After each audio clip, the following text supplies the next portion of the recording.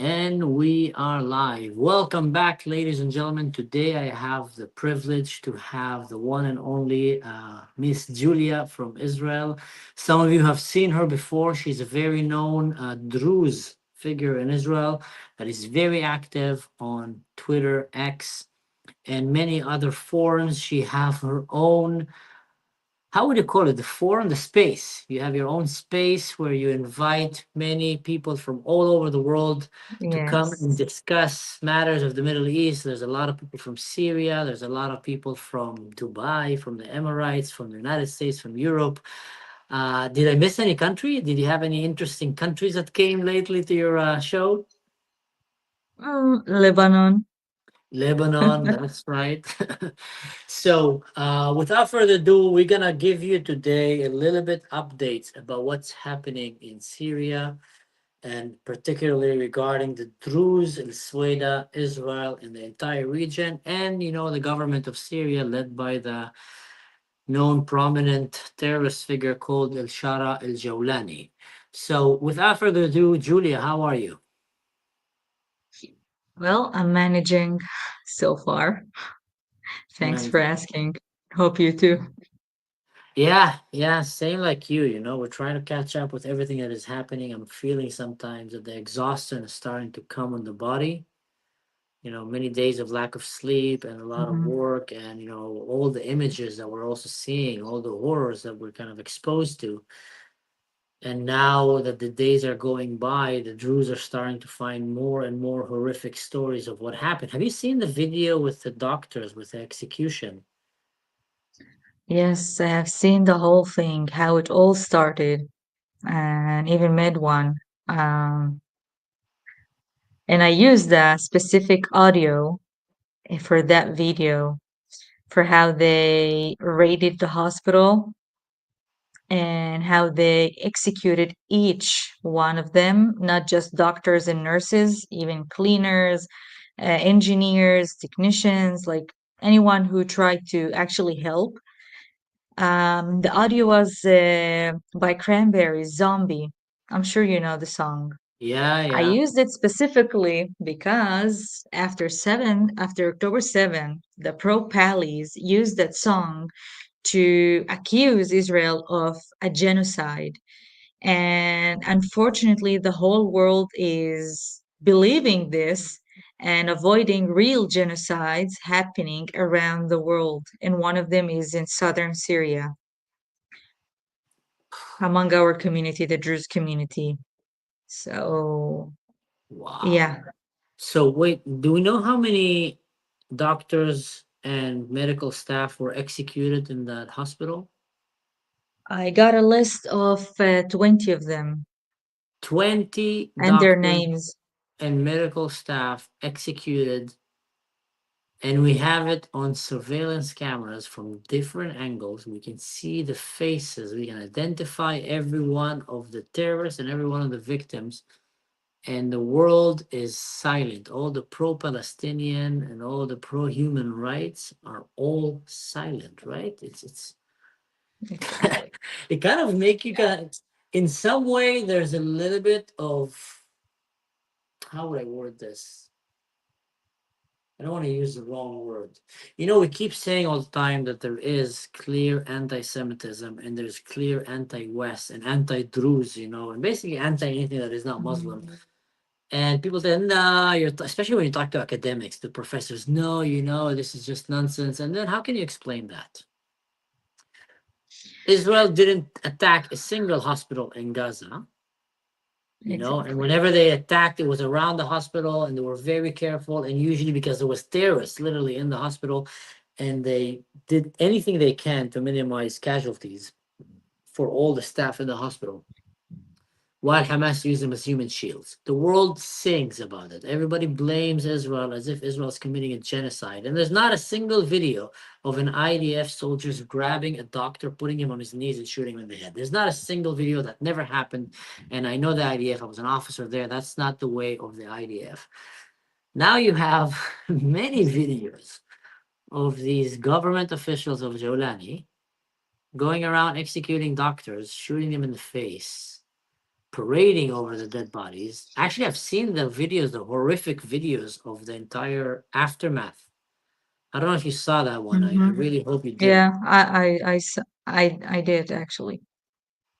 I didn't miss that one. I saw that video and I was full of rage because it's an actual war crime going or raiding a hospital, raiding a medical staff that is supposed to be treating wounded people and violating the Geneva Convention.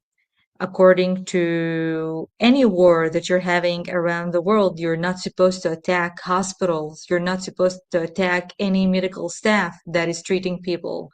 And that happened, unfortunately, in southern Syria. The name of the hospital is the National Hospital, المستشفى الوطني, Mm-hmm. and it's the biggest one in Sueda. They rely on that hospital. So they besieged the hospital. They cut off power, electricity, uh, internet, even water. And unfortunately, the medical staff found themselves in a very dire situation where they didn't even have the efficient medical supplies, let's say. They couldn't treat some of the patients there. And I don't know if you remember, it happened on the 16th of July. One of the medical staff, a woman, a lady, she filmed the whole situation inside the hospital. And it was before they cut off like the whole power there, like Yeah. from the hospital. And the video thankfully reached many of us. And just a few hours later at night, I remember we received a very horrific video of the aftermath. Piles upon piles of bodies, dead bodies. Wow. And they tried so hard to frame it as no, it's the Hijri militias did this. They accused the Druze genociding their own selves. Can you believe They're that? unbelievable. Yeah, this the level of lies that they can go to.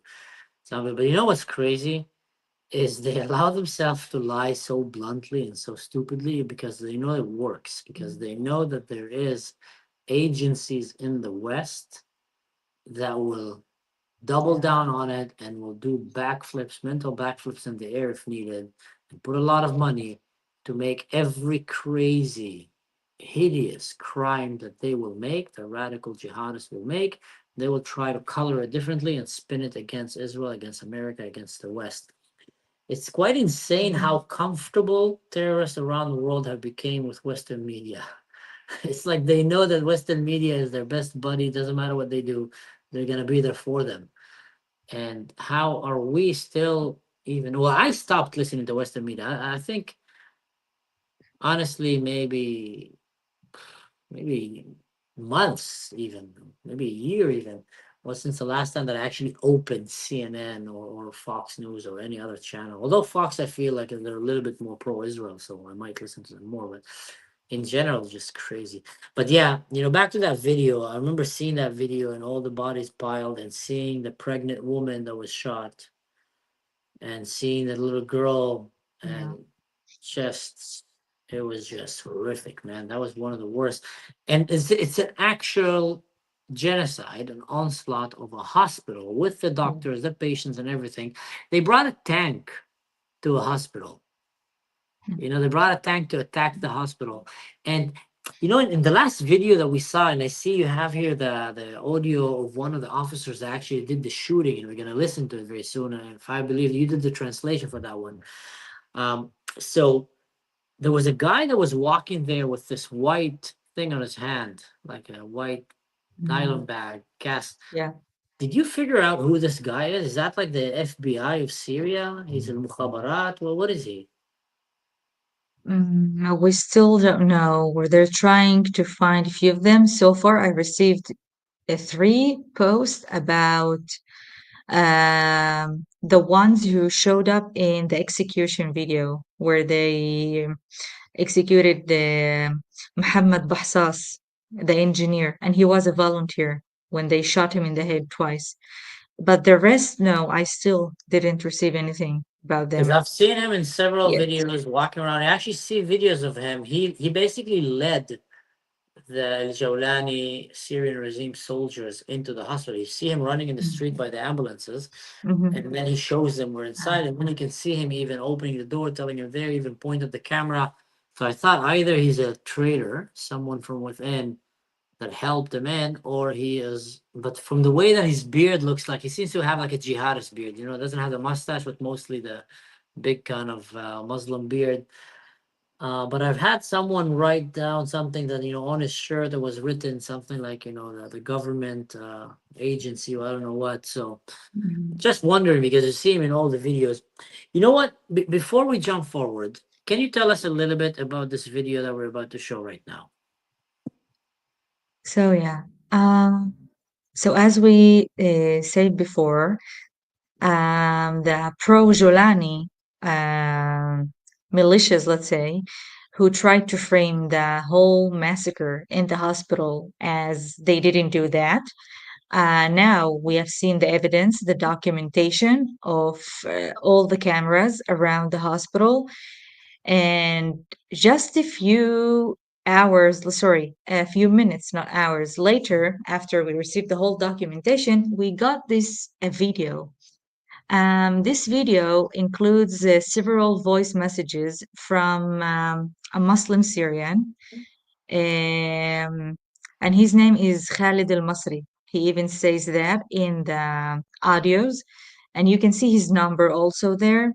He was threatening a Druze person and telling him that in a week we're about to come and wipe out the rest of the Druze and also shave the mustaches. They're still on with the mustaches.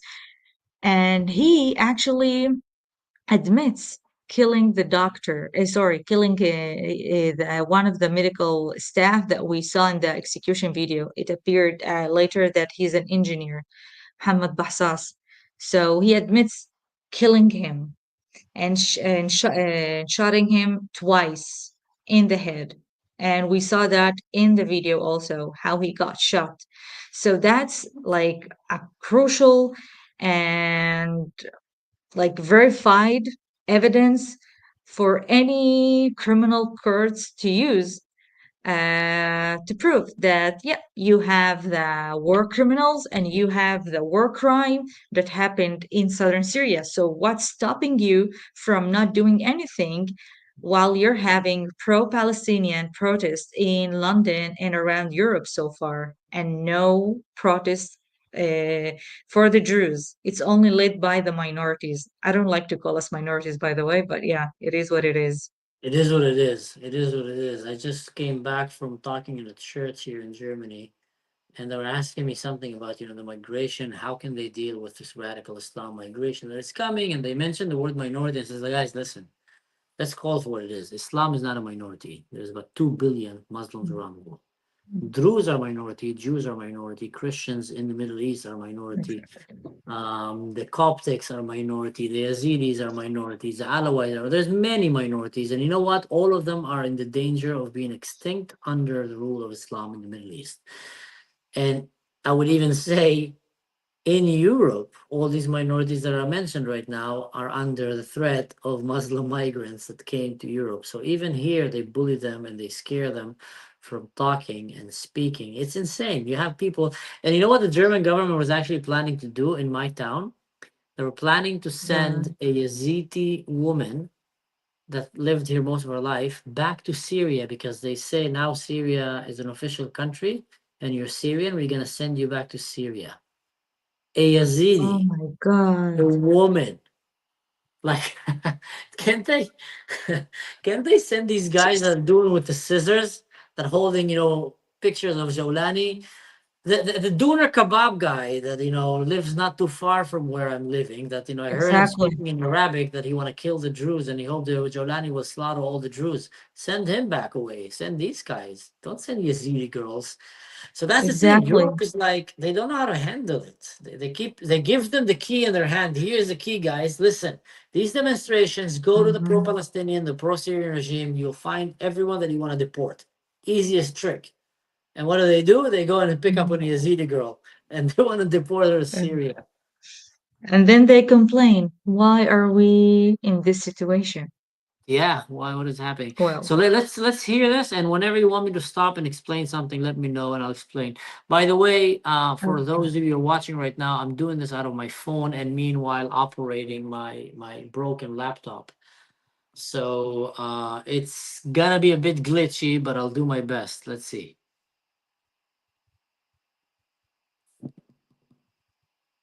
Just give it a second.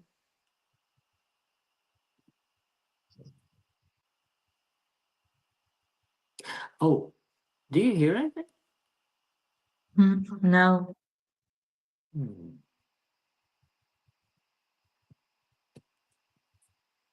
But at the beginning, we heard, like when you try to open it. Yeah.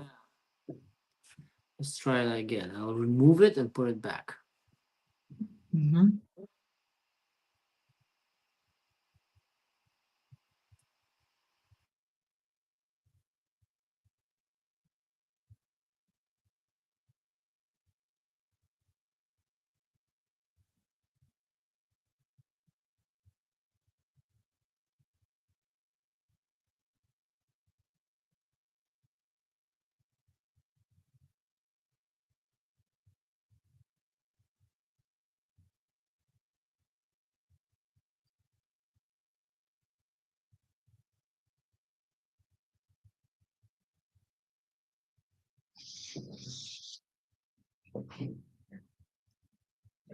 Oh, it's not working?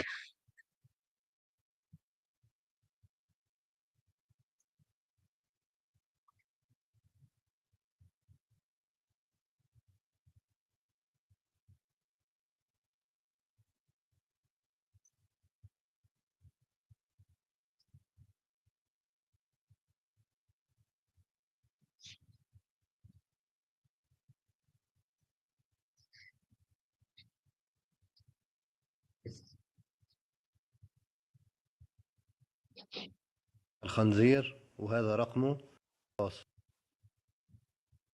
Yeah, now it's working. طبيب مو هي اول شيء هذا انا قتلته، ثاني شيء انا ما بقتل شخص، تمام، ما بقتل شخص ما عليه دم، اذا بايده دم، تمام واستعقاد اعظم. اذا بخلي فيكم شارع او بخلي واحد فيكم يوحد الله شو بدك انا جاهز. ايام جاي غمض عينه وفتح بتلاقينا فوقك وحياة اللي خلاك. واذا بنخلي درزه فيكم بسوريا حرام نحن نسمى بني اميه، تمام، درزه ولا قسده ولا علوي، الآتي أعظم سوريا لأن مولايكم، تمام، أخت إسرائيل بتدعينا. أرض الواقع عنا والمواقع لإلكم، تمام. إذا فيكم زلم صمدوا الأسبوع الجاي بالسويدة، تمام. إذا فيكم زلم ضلوا واقفين على أجريكم بالسويدة بس الأسبوع الجاي بس مو أكثر. نحكي معك خالد المصري من حمص من حي الخالدية، تمام، قائد لعصابات الحمر، تمام، قائد ل 30 عنصر، تمام. يلي فتنا فيكم على نص المشفى وانتم مالكم حاسين يا خنازير، لسه ما شفتوا شيء، آتي أعظم. بس خلي مولانا أحمد شرع يعطينا إشارة بس. ما مسحنا كرامتكم بالشوارع لسه ما بتعرفوا شيء، الأيام جاي. انتم زلمه منشار صور اللي هذا القصه تبعتكم قتلناه بقلب المشفى، قتلته انا على ايدي طبعا، طقيته براس طلقتين، تمام. اذا كان زلم وانت زلمه وطني كثير، الشرطه شيل حقيقه على المجموعه تبعتكم، بس انتم جماعه محاربين، انتم مدفوعكم مصاري من اسرائيل حبيبي.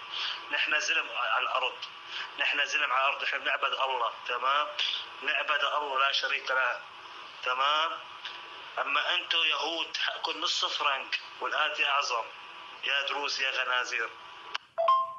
ما اعرف وينك، بوعدك وعد بس اعرف وينك. لا ابعث لك مجموعه صغيره من 5 عناصر، تمام، يجيبوك من فرشتك من قلب السويدة اذا بتكون بقلب الجبل، بس خليني اعرف وينك انت يا خنزير. واذا مفكرين حالكم من مراجلنا، يعني 3 مرات فتنا على السويدة يعطينا اوامر سياده الرئيس احمد شرع نعوفكم ونرجع. 3 مرات فتنا اخذنا السويدة منكم شحطنا فيها شوارعكم، تمام، وما خلينا فيكم شوارع وحرقنا السويدة، وبتقولوا ما طلعنا معكم. لا، طب اطلع لك معنا بالاساس ما بيطلع لكم معنا، لذلك لا تلعبوا علينا، جايكم دور حلو على كيفك، يعني اسبوع واحد اعطينا مهله مو اكثر. خايفين على ارضكم. لا انتم خايفين انه نحن نفوت عشان لك نحكمكم، خايفين من حكم السنه، وراح يحكمكم وبالصرمه يخاوى عنكم وعن اسرائيل وعن امريكا وعلى مين بدي لك على الصين كمان. ترى رحنا الشعب السوري وال، نحن الشعب السوري احنا احفاد بني اميه وال. اذا فكري حاكم مراجع بني معروف والهجري والحناوي، ومين بدي الطفل رضيع فيكم. لا تفكروا حالكم مراجل، بس حمدوا الله في احمد الشرع، حمدوا الله. لو ما في احمد الشرع يا محمد العربي شو رح نستخرجكم الصرخ. حمدوا الله في عنا رئيس عم تسكتنا ماسكنا. يلا هاني عضت كوساي اسبوع مو اكثر. تذكر هاي الكلمه، اسبوع ما اكثر. الماشي حطنا زلمكم بقلب السويدة شحطها بالمكبات تبعي وسلمنا على نتنياهو بطريقه. وسلم لي على نتنياهو. What an idiot. So this guy, as you guys might have understood now from the video, is admitting that he was the one, and we can see in the pictures also in the videos, and Julia sent me also his Facebook account. You can go and check him up on Facebook. The people in Syria are very proud of how they're killing minorities. They're very proud of how they're killing the Druze, the Christians. They're, that's like the cool thing to do. They're not ashamed of that. And also they're walking around with patches of ISIS and Al-Qaeda just on their uniform, not hiding a thing. So this guy, as you can see here, is not only admitting that he killed the Druze, he's saying they want to come and do it again. He's saying right now the only one who's holding them back is Sharia, which is their leader, which, by the way, when you look at the sequence of events, and feel free to correct me, Julia, they came to kill the Druze with the army, by the way, and we saw these guys were army people. And then Israel intervened and they ran away. And then they came again. Israel shot a missile at the backyard of the palace. Jolani, he ran away. Stop, ceasefire. And then they start again, and then Israel again attacks, shoots a missile at the Pentagon of Syria. He runs away, the ceasefire again. So every time when we see that there is a ceasefire, the reason that they weren't able to go and massacre all the Druze there, because let's be honest, the Druze, they're giving a hell of a fight, and they're fighting for their life. But there was about 60 to 70 Bedouin tribes, including the government, that are coming to kill them. Mhm. And they cut the internet on them, they cut the water, they cut the supplies. They're still right now under siege. So the odds are not very in their favor.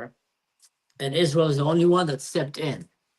And that's why they're not managing to massacre all of them. But I think you had an update for us about something about Jolani. You mentioned him before. Do you mind sharing that? Yeah. Yeah, I sent you 2 videos on WhatsApp. Check them. It's very important to put them up.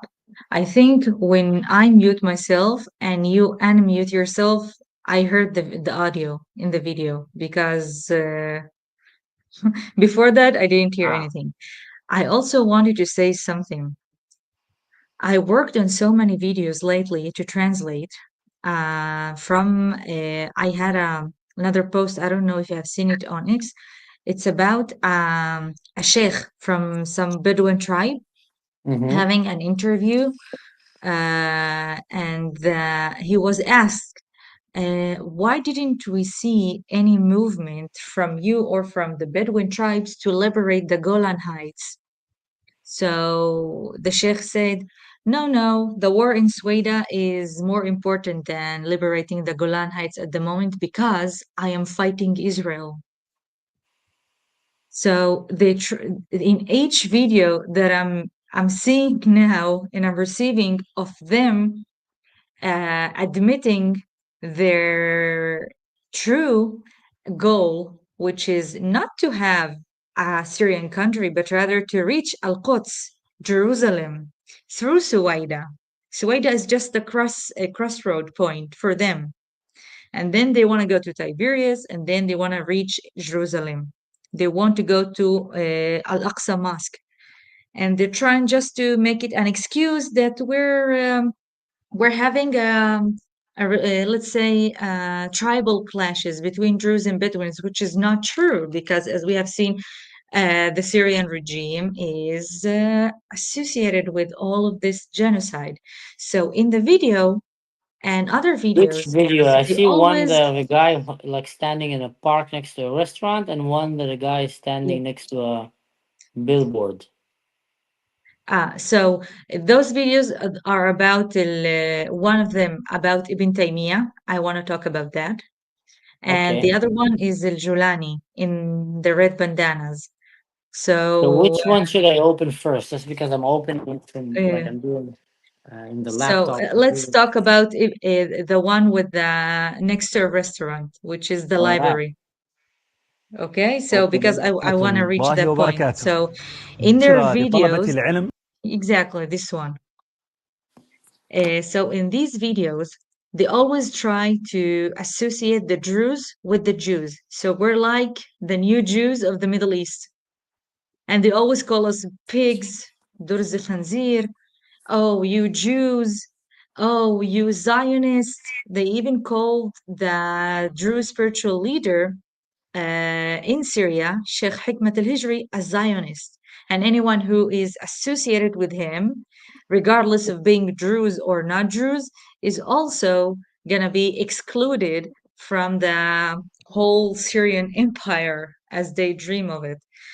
So, but the truth is that it's not based on just Druze hate, but it's really, really deep down inside the religion that is no one daring to talk about, or because you always get criticized or threatened by it.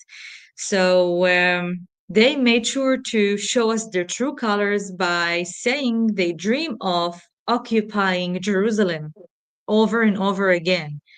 And even the militias that belong to Jolani, they made sure to record themselves idiots, let's say, chanting many things about we are at your command, Jolani. Whenever you want, just give us a sign and we'll conquer Jerusalem now and go to Israel. So it's like now Israel is having another southern Lebanon to to its other side of the border. Yeah. So in Yeah. this video that Mansour is going to show, it's one of the things that's happening in Syria now. Before the fall of Bashar al-Assad, there were many books, many Islamic books, fatwas, that were banned for any Muslim to read or purchase or distribute in any way. And after the fall of Bashar al-Assad, these books got back on the shelves to be sold, to be taught, to be spread around. And one of them in this video is Ibn Taymiyyah. And if for anyone who doesn't know, the books of Ibn Taymiyyah were written in the I think in the late 13th century till the early 14th century. And he made sure to depict the Druze and the Nusayris, which are the Alawites that are worse than the Jews and Christians. Like we are kafirs, the most infidel ones on this planet Earth. And he got a few points. Let's talk about him after the video. All right. Let's watch this now. السلام عليكم ورحمة الله وبركاته. بشرى لطلبة العلم في سوريا.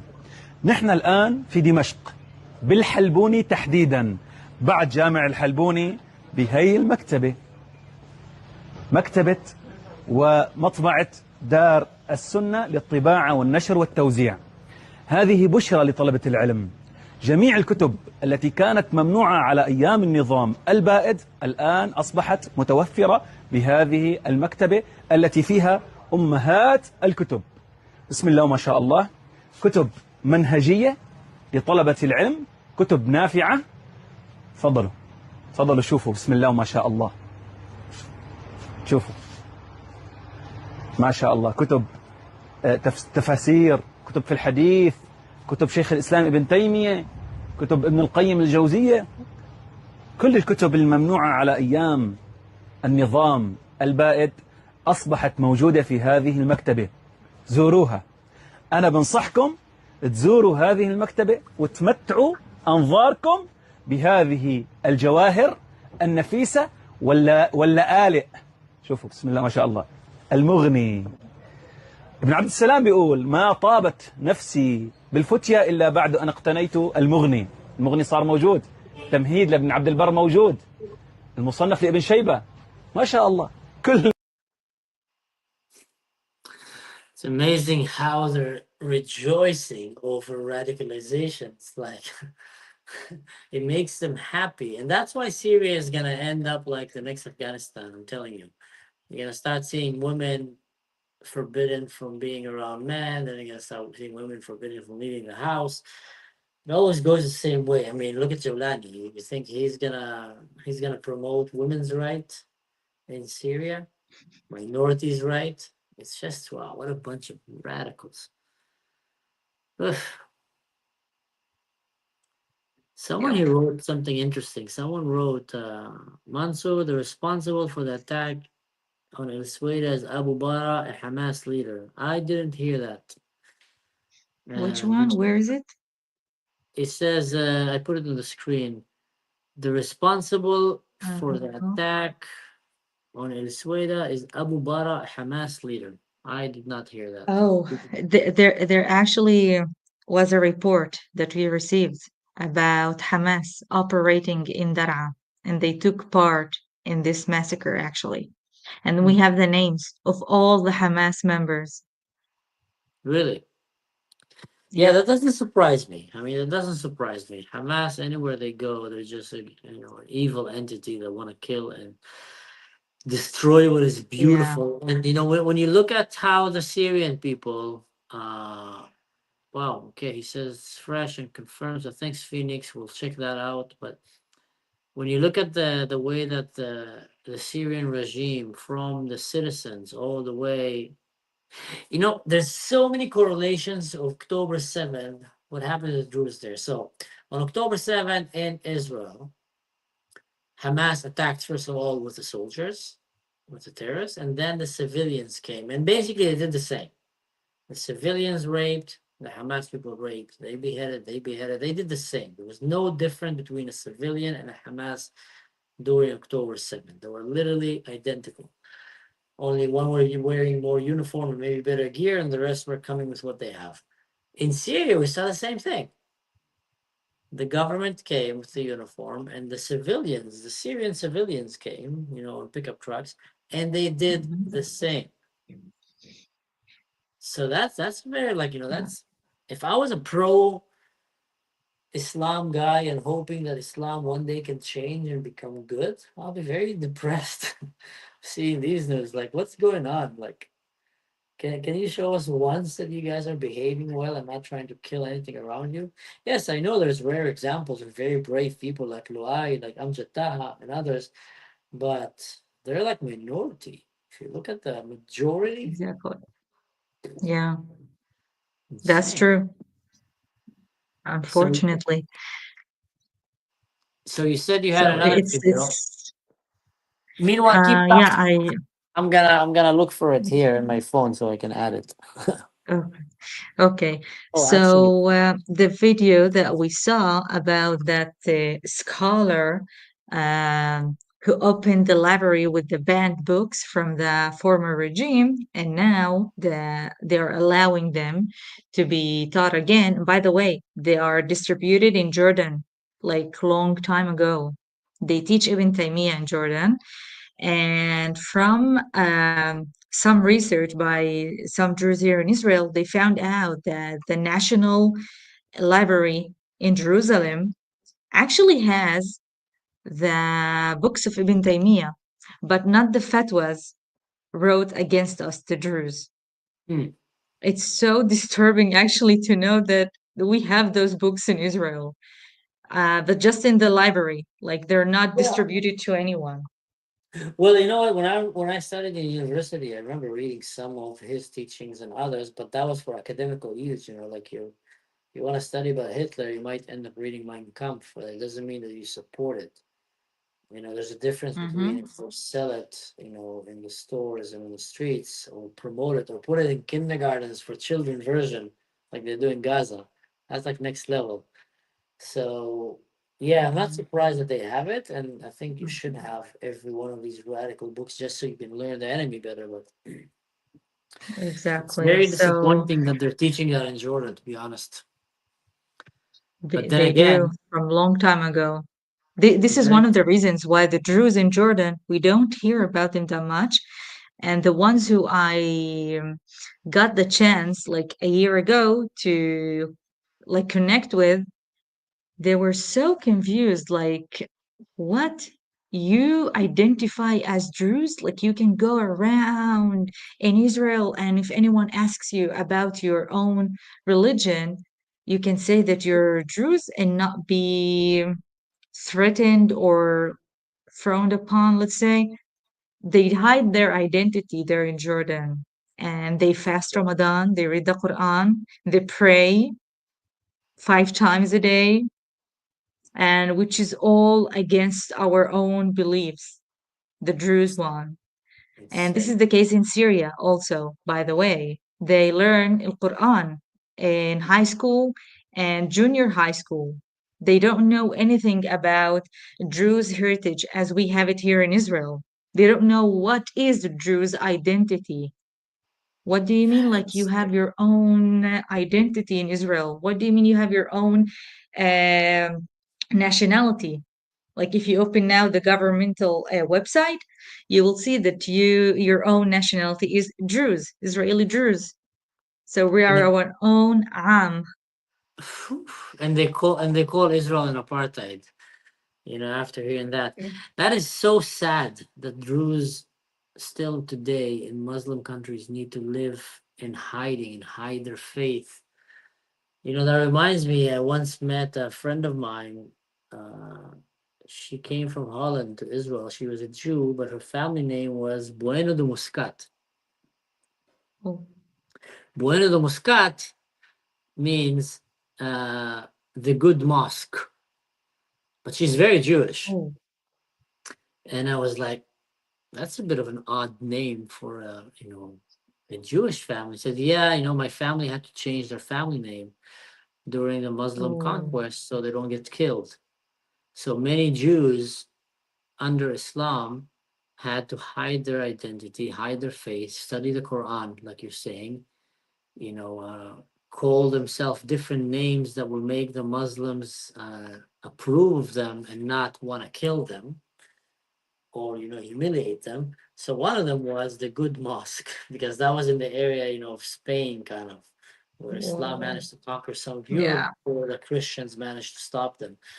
So yeah, I've heard that before as well from Druze in Jordan that they were just shocked that in Israel Mm, we were really hanging Druze flags. Heck, in my town in Eilat, a Jewish town, the mayor of the town every year raised the Druze flag with the Israeli flag in honor of the Druze, and he's a Jew, and he calls my mom mm. to go, and they go and they call the entire people from the city come there, and Wow. yeah, crazy. And in several occasions, including the Independence Day, by the way, that's how much Try to respect. explain that, Mansour, to the What is Druze that? in Lebanon and Syria. Try to explain that to the Druze in Lebanon and Syria. Exactly, exactly. Especially in Lebanon, I feel like in Syria now. I tell you what, I just met with a very dear Syrian family. Now, when I was in Zurich last week, and the parents of the family have just left Syria not long ago. By the way, they managed to escape, and the mother used to always accidentally tell me like how is his life in Palestine. Would want to go and visit. Tell her, don't say Palestine. Palestine, it's an evil country. Mm, They want to kill me. They want to kill mhm. minorities. The only one that's protecting us from Palestine is actually Israel. And she's sorry. We're just so used to use the word Palestine. We're Exactly. afraid. We're afraid to even use the word Israel. So we keep doing Mhm. that.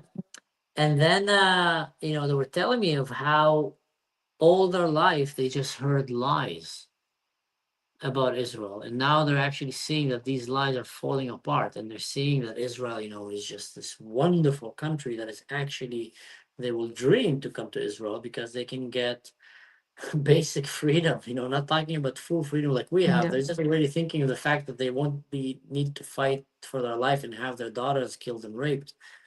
So I think that's why you're seeing a lot of Druze in Syria now holding Israeli flags and thanking Israel and being very outspoken about it. In Lebanon, I think many started to be like, wow, if it wasn't for Israel, the Druze would have been massacred.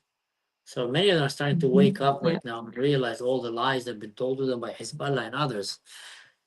But yeah, that's crazy what you shared about that woman in Jordan. Yep. So, Yeah, I had that actual situation with missing out in the word Palestine. We're not used to it. I still try to talk to them about it, like, don't say it. Get used don't to say. Israel, but it's very, very dangerous. I got told by yesterday, I actually had this incident yesterday with someone that from the diaspora, Yeah. and that person told me a relative that used to just check on his phone websites that are Israeli. They jailed him for that. Just Wow. looking over Israeli websites on his phone. Unbelievable. Do you know? So I totally understand them. Yeah. I think you showed me that video. The Dar Qtish. You heard of them?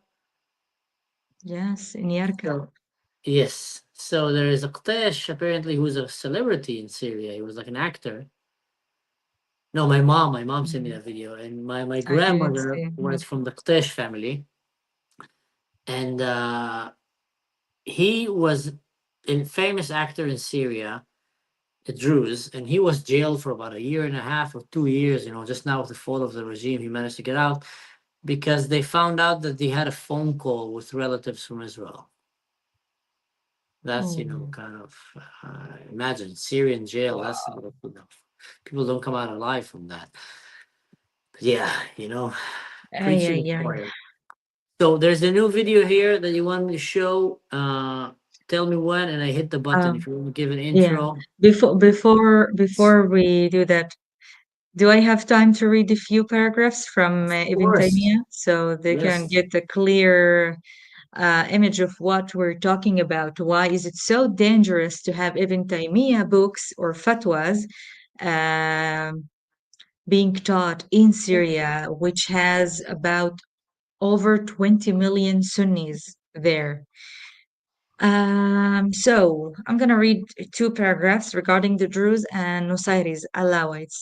Ibn Taymiyyah goes off by this. These Druze and Nusayris are unbelievers by the ijma' of Muslims. Eating their slaughtered meat is not halal. Neither is marrying their women. They are not even to pay jizya, for they are apostates of Islam. Neither are they Muslims or Jews or Christians. They do not believe that the five prayers are wajib, nor that fasting Ramadan is wajib, nor that Hajj is wajib. Neither do they make haram what Allah's Messenger has made haram, such as consuming carrion and alcohol and others. Even they say the two shahadas. Along with these beliefs, they are unbelievers by the ijma' of all Muslims. He goes on now, uh, specifically saying a few things about the Druze. That they are unbelievers is something that all Muslims agree upon. Okay? In fact, anyone who doubts that they are unbelievers is an unbeliever like them. They are not in the status of people of the scripture, nor the idolaters, or for they are stray unbelievers, and their food is not halal. Their women are to be enslaved. And unfortunately, I have bad news about that, Mansour. We have about over 200, sorry, women kidnapped. They are hostages. And since wow. we don't have a country, the Druze don't have a country, we don't have any option to negotiate like Israel is doing with Hamas. And those women, based on these teachings by Ibn Taymiyyah, and many of them follow, this is what gonna happen to them. So, moving on, and their fortunes are to be taken away. And that's exactly what al-Jolani, or Ahmad al-Sharia, as they call him now, the president of the so-called Syria, did to the Druze in 2015. He confiscated all of their agricultural lands in Idlib, I think, if I'm not mistaken, or Aleppo, one of them. No Druzes actually were left to own those lands. And in Qalb Lawzi, if you heard about it, Qalb Lawzi, it's also a village there. They massacred over 30 Druze, and all the Druze that lived in there actually had to convert, to be Islamized against their will. So we lost over thousands of Druze. They got Islamized and their lands got stolen, and our khilwas, the worship places, got destroyed, and they built mosques on top of them. Is it familiar? Did we hear about this here in Israel? Let me finish the paragraph and we'll talk about that. So, they are heretics and their repentance is not accepted. They are to be killed wherever they are found, cursed as they are described, and they are not to be employed in guarding or keeping doors or keeping peace. And their scholars and saints must be killed so that they do not lead other astray. It is haram to sleep within in their homes and their companionship and walking with them and walking in their funerals if you knew about their deaths. And it is haram for the rulers of Muslims to do away with the punishments that Allah has decreed upon them. It is only Allah's help that is sought, and on Him do we depend. That's Ibn Taymiyyah, that Wow. they want to get his books back in Syria. It's no wonder they call them a religion of death. Like seriously. It's all about killing, it's all about death, it's all about hating the difference, hating who's not like you. Mhm. You have so much hate towards the Druze there, it's insane. And then when you look at, just like you said, Jolani and what he did, for those who didn't understand, what Julia read here is not what's happening now. That's something happened a few years back, and no one barely spoke about it. And that was Jolani and his men who did that. So if you think that he changed suddenly just because, he got more power, so let me tell you a secret. Usually more power doesn't make people better, especially if they were bad. So yeah, it's what happened to many, many religions. That's what happened when Sharia law takes over the land. People are killed Yeah. or forced to convert, and beauty and culture disappear and just swallowed by very dark reality. There's no art, there's no music, no science come out of it, no, innovation, medicine, space exploration, AI, like all these things will go back. They will literally send us to the Stone Age if the West doesn't detach from them. Wow, crazy. Yeah. Yeah, the thing is that what people are missing here, that these things that I just read were written in the 13th century.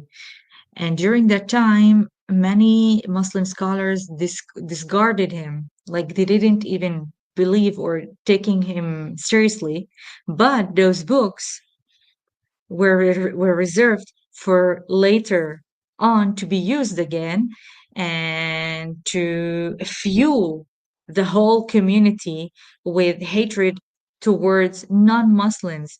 And this hatred and this extreme behavior or extremism, it was built, like it was building up decades upon decades, and now it just exploded.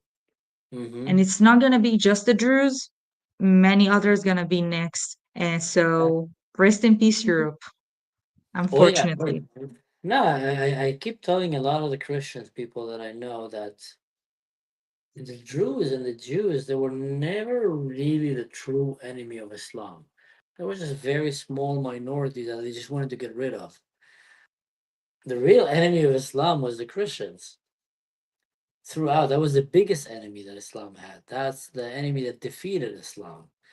So until today, many of them are harboring that hate, and they're just waiting for the day that they can go back and revenge on the Christians and take away what the Christians, allegedly prevented them from taking, which is the world. And that's why Christians in Syria in general are, having terrible fate. And many Christians in Syria have ran to seek shelter and protection from the Druze, because the Druze are the only ones in Syria that didn't bend the knee to Sharia law and are still standing and saying, "We will fight. We will not let you bring Sharia law." And then you have, dumb college students in Canada or in the US that are saying Intifada revolution and want to invite Sharia law to their cities. Wow, bunch of lunatics. But yeah, I also heard something very interesting about Islam, that one of the issues, the challenge that moderate Islam have with Islam, that it's very hard to stop radicalization. It's as if the way this religion is built, it is encouraging to become radical, and it's very hard to stop it. So if you have 10 people in a room and one of them is radical, he's gonna have better chance to radicalize the other 9 than them to make him moderate, because there's so many verses that will support, and there's so many fatwas and books, and it's very easy to spin these books and make this 9 people there look like they're traitors of Islam because they don't agree with him. Hey, don't agree with me? Look at what the Prophet said. So you're a kuffar now. Kafir inti, huh? So it's very easy to pull people down there rather than lift people up. And that's what make that religion very, very dangerous and hard. I mean, the only times that we see them able of, standing up and not sinking is when they have very strong leader that is very moral. And when that happened, they managed to kind of hold the door. But that rarely ever happened. We see it like in really rare occasions. But yeah, anyway. Do you want to tell us anything about this video, Julia, before we hit it? Or do you have anything else you want to read? No, I just read everything. Let's see the video and we'll talk later about it. Okay.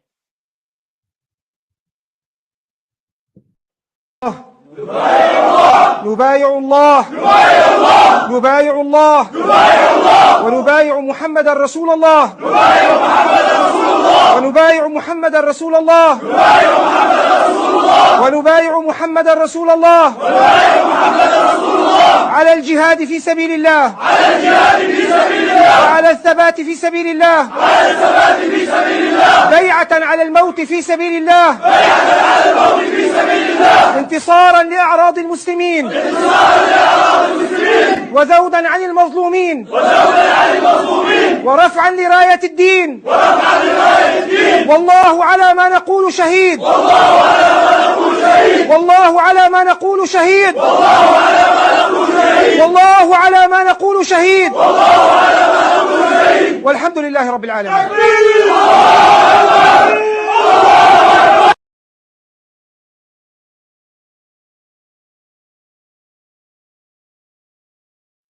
What do you think?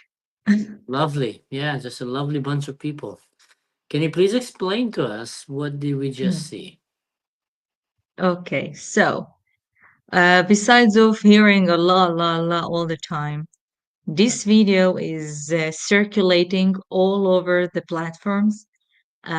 It's very important because we're used to hear about the historical record, the dark historical record of Jolani, establishing HTS and being part of ISIS, etc. But here we have a new terrorist organization led by him called Red Bandanas. So, for anyone who doesn't know what it means, the Red Bandanas, they are very, very lethal and very dangerous, actually, towards minorities and toward the Druze now, because they took part in the massacre in Sueda. And it's very crucial for us to bring up this video because El Jolani was part of it. And now he's the president of Syria. Yeah. So why do you have the Red Bandanas attacking Sueda? They are not Bedouin tribes.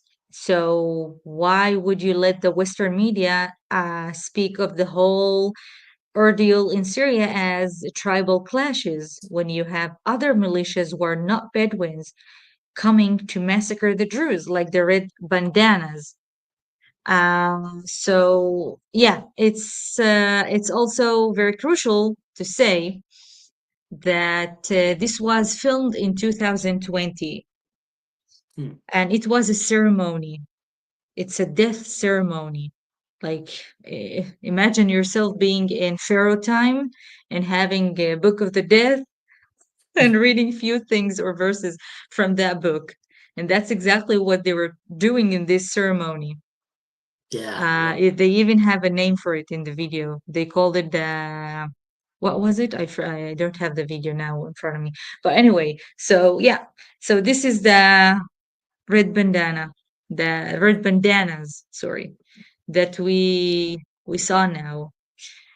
And there are other videos in the coming days that I will post about him collaborating with Dajjana, if you know him. They actually work together on recruiting 5,000 members of Turkmenistan um army, let's say, Mhm. that is led under his rule, Dajjana and also Jolani. And they promised them in an audio, also there's an audio of Jolani talking to that leader, that he will repay them in any way possible. So he gave that leader, who isn't Syrian, a Syrian citizenship Hmm. and Yeah. brought them into Syria. Unbelievable how so many overwhelming evidence we have showing that ISIS took over Syria. And then you have Syrian European leaders flocking to Syria to shake his hand, and Macron hugging him and doing cocaine with him and I don't know what, and the German delegation with a woman that he refused to shake her hand, and then even Donald Trump goes and meet with him. It's oof. It's like, Yeah. if they knew what we know, and I'm sure they do, like how would you even dare to do that? It's like that's like meeting Osama bin Laden. It's like going and shaking the hand with Osama bin Laden 2.0, or with Sinwar. Yep. It's the same thing. Like you'd never imagine George Bush going to, well, at least I'm imagining going and shaking hands with Saddam Hussein after we figure out what he's doing, or going to shake hands with Osama bin Laden. Osama bin Laden was Al Qaeda, by the way, and Jolani was Al Qaeda. Do people understand that? Jolani was in Al Qaeda in its prime, so he's Yeah. definitely not from America. Quite crazy. What a crazy world we're living in. Well, anyway, It's the Julia, politicians. it's Yeah. politicians. It's amazing what $100 billion in a private jet will do to a country. Foreign policy. Yeah. And it's amazing what all kind of Exactly. Europe is quite easy to trick Europe. They're actually very, very gullible regarding Islam. But America, they usually have a little bit more common sense when it comes to that. But it comes and it goes, I guess. Um, Mm. we're just gonna take time, guys, now to read a little bit of the comments, and then later on we'll let Julia maybe just finish with one more thing that you have to say. Azerbaijan and Israel and Syria meeting helped Druze. Ooh. Which one? He's asking if Azerbaijan, Israel, Syria, HTS meeting helped the Druze. I'm not so sure which meeting is that. Nothing. Yeah, Netanyahu actually met with El Sharia in Azerbaijan, if you don't know, a few days ago. That's What? what I heard.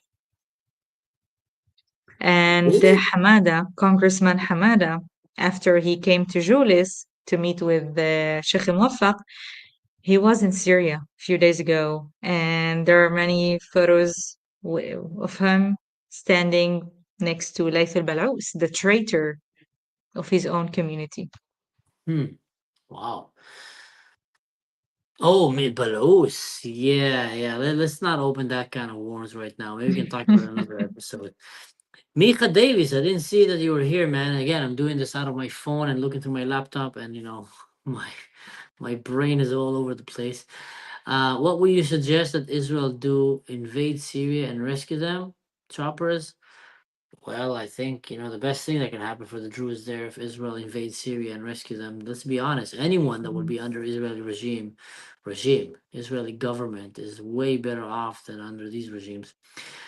Galaxy mentioned something. Does the Druze religion have any end time prophecies? Oh yeah, oh yeah, they have. The Druze is a very secretive religion, and they have a lot of prophecies on steroids, by the way. And a lot of people connect the Druze. I've actually watched a very interesting podcast the other day, Julia. I don't know if you like these things or not, but it was American guys, historians that were trying to link the Druze to the people of Atlantis and the Freemasons. And Oh no, don't and start with those conspiracies with and the basically, Druze bloodline and Kahloni. no, not bad stuff, not bad stuff, not bad stuff. They were actually saying that the Druze have been a secretive religion since the days of Jethro, which the Druze see themselves as descendant of Jethro, and that they knew to keep themselves secret, and in a few moments they will come and reveal some of their secrets with the world to help. So one occasion was with Moses, to give him a little bit of diplomacy and leadership training and help him. And later on, they went and they met, with Hakim Abdullah, and that was like when they revealed themselves to the world. But apparently, that revelation came to unwelcoming ears, which was a Muslim Caliphate, and that ended up with persecuting them. So they had to go and hide their secret again. So anyway, I'm not gonna go too deep into it, but that was quite interesting, kind of a conspiracy Send me that theory. video later on I'll to send you. watch. I'll send you. I didn't finish it all, but I enjoyed it. There are Eh, actually many conspiracies about us, by the way. If you don't know, if you heard about the Kennedy stuff, why he was Kennedy assassinated, by yeah, Bruce. they believe in something called Druze bloodline. And I'm sure if you have seen the History Channel documentary about the Shroud of Turin, where they had to take the veil that they believe to be the one that covered Jesus' body, and they extracted DNA, and it appeared to be that it belonged to the Druze. So they came to Israel, to Osifia, and they took some DNA testing from Recipients. a That's my priest village. that came with them. Yes, so it's on History Channel. It was from 2017. Just write the Shroud of Turin, Jesus Strand, the DNA Druze, and you will find it. So Wow. I don't know what's being done there, what kind of conspiracies they're trying to do, but we're a minority. We're not even known to the whole Middle East. So seeing a documentary about us on History Channel and trying to connect us with Jesus through that. And then I learned about the dark secrets of other Freemasons associating a Druze bloodline with American politicians like Kennedy, JF Kennedy, that he has a Druze bloodline and Druze are like very holy, whatever they want to believe. So that's why they assassinated him, and upon that they believe that all Druze should be assassinated or exterminated, let's say. Wow. I thought, if the Jews thought they're the only ones that have bloodlines on them. So welcome to the club, guys. We joined you. You know, I think a lot of people are obsessed with the Druze DNA just because the Druze are very secretive and because they marry inside the religion. So in general, when you do check the DNA of a Druze, it's going to be easier to track down, very clear origin because they didn't mingle too much and they kept to themselves. The Jews did the same, but the Judaism you can convert and join. So someone converts from Spain or from Africa, and then later on, he marries a Jewish woman, and then the bloodline, the DNA kind of start, getting suddenly African traces in it or European traces. With the Druze, barely ever happen because they're just very secretive and they just stay with each other. So that made it even more, I think, unique if people want to check it. Did you know that Qatar, Trump is Druze? Trump is Druze as well.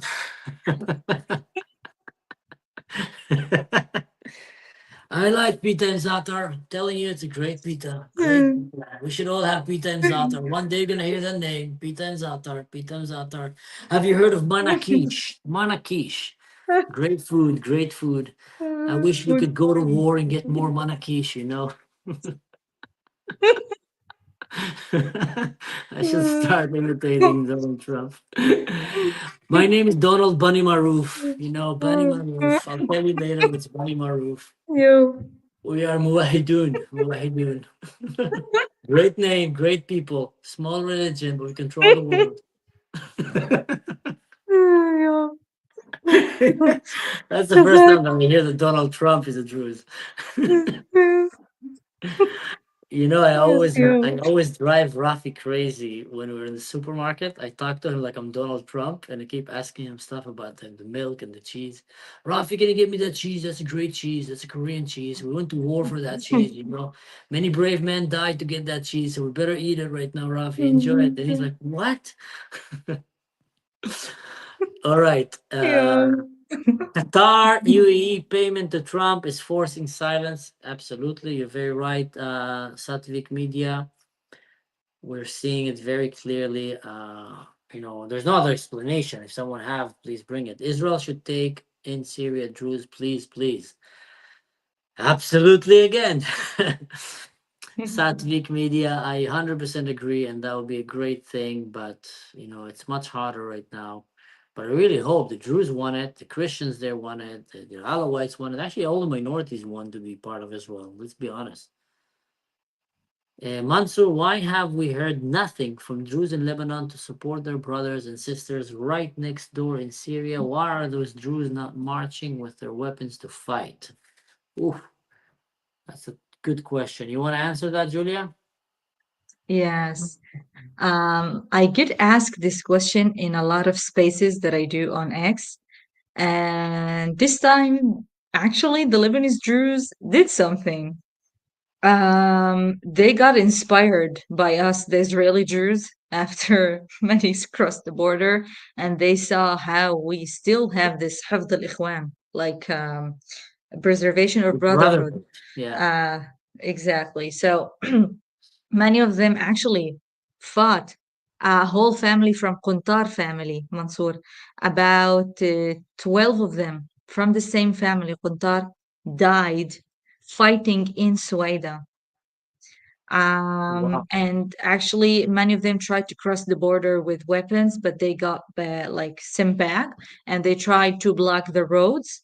But it was for a few minutes until they made them to open the roads again. And I heard there were a few attacks on Syrian refugees in Lebanon on the hands of the Druze, which I don't support actually that much. No. Like, don't resort to such acts. We don't need any other civil war in Lebanon, and especially with the refugees there. For anyone who doesn't know, there are about over 2 million Syrian refugees inside Lebanon. And now, a few days ago, they actually sent aid, humanitarian aid, like the ones we did here in Israel. We had a full week, Wow. yes, packing boxes with all the essentials, food, diapers for babies, milk, baby milk, because they don't have that there.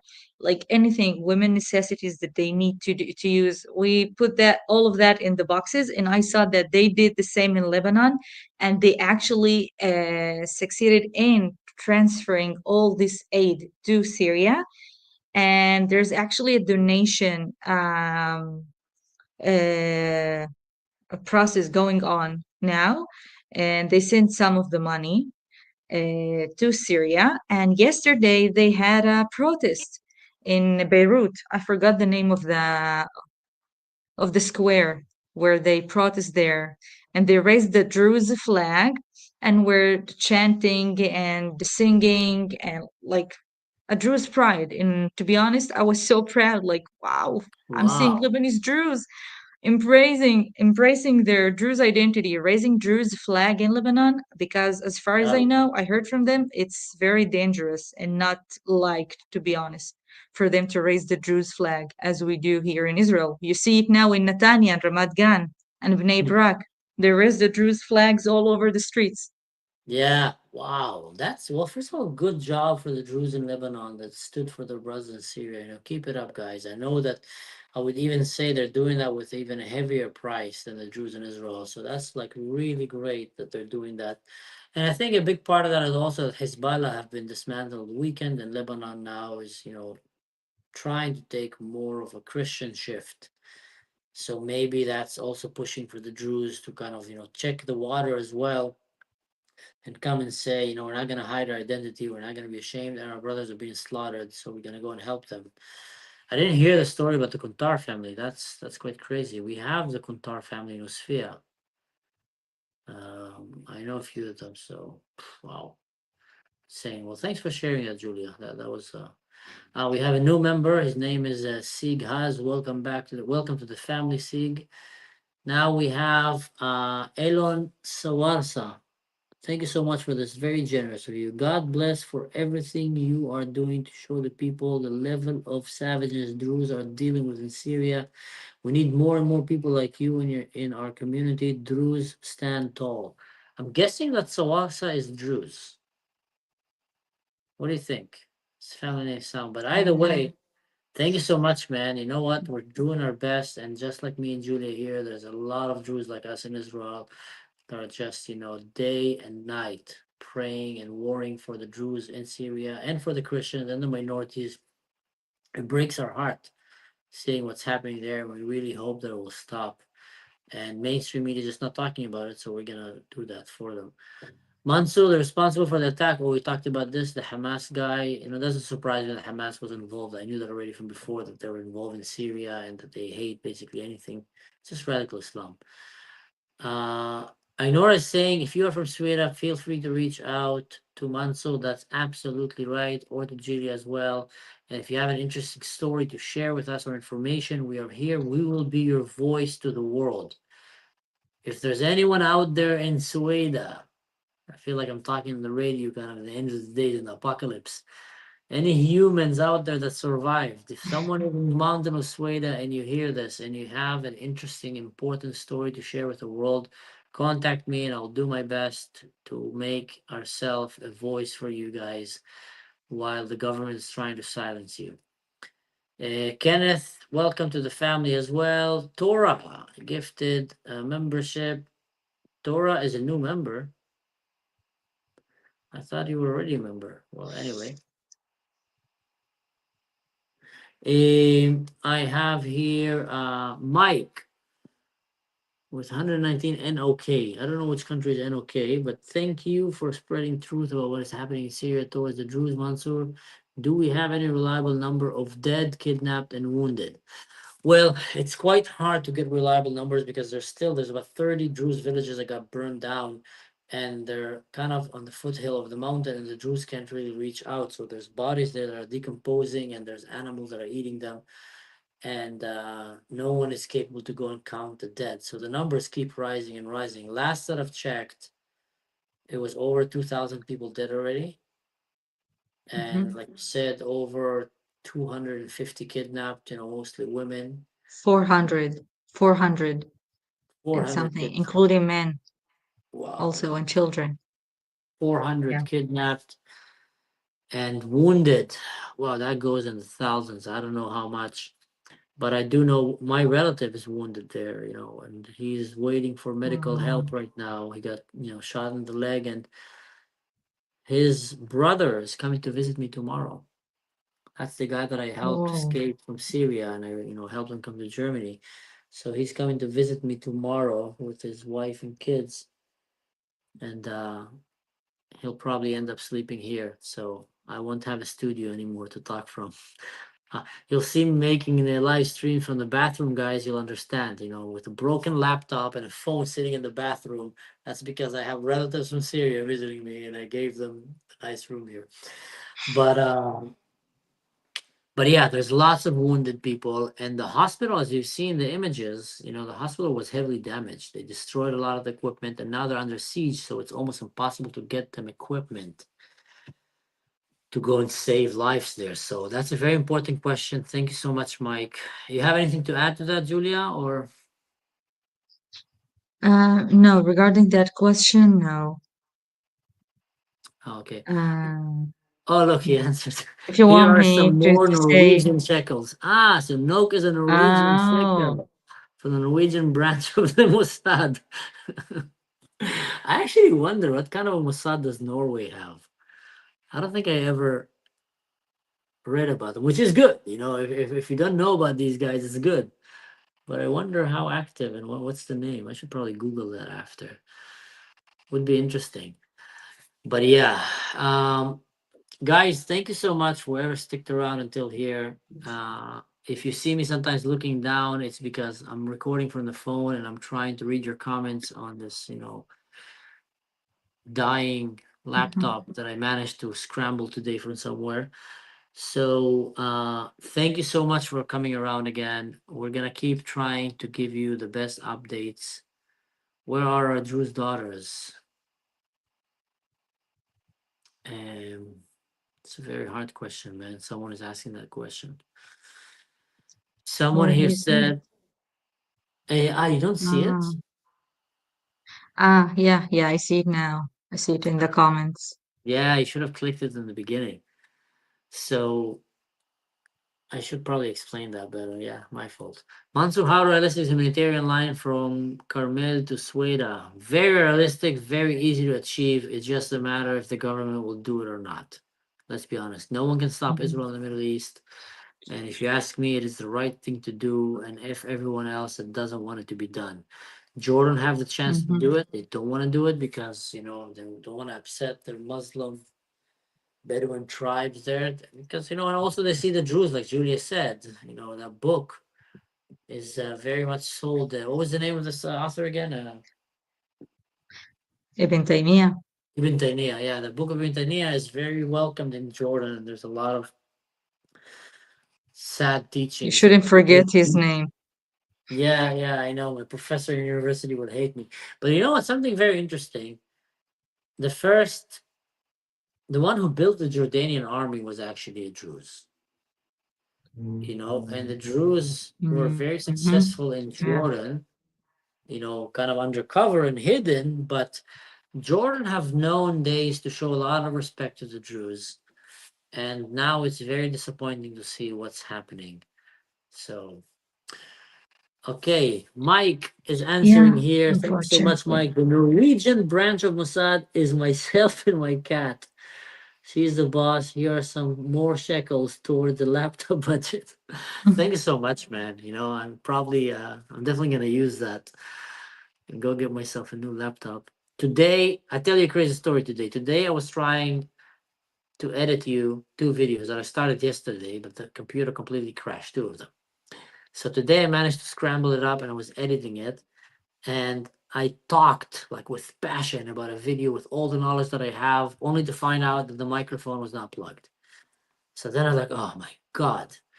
So then I put the camera again. And Julie, I'm not kidding. I did like 2 episodes back to back. So I can cut into 2 episodes or 3 even. So I talked for 45 minutes. And then I come and I look at the camera and I'm like, wow, mute, nothing. I'm like, oh. Then I put the camera again, and I have like 25 minutes before I need to go and pick up my kids from school. First day at school, by the way, today. So you don't want to mess it up. So I put the video and I start talking again and again and again. I'm like, good. Finish my coffee, about to go out, grab my phone. The battery died. It's like long ago. So I talked to a dead phone again. So I wasted like 60 minutes today, even more, just talking to myself.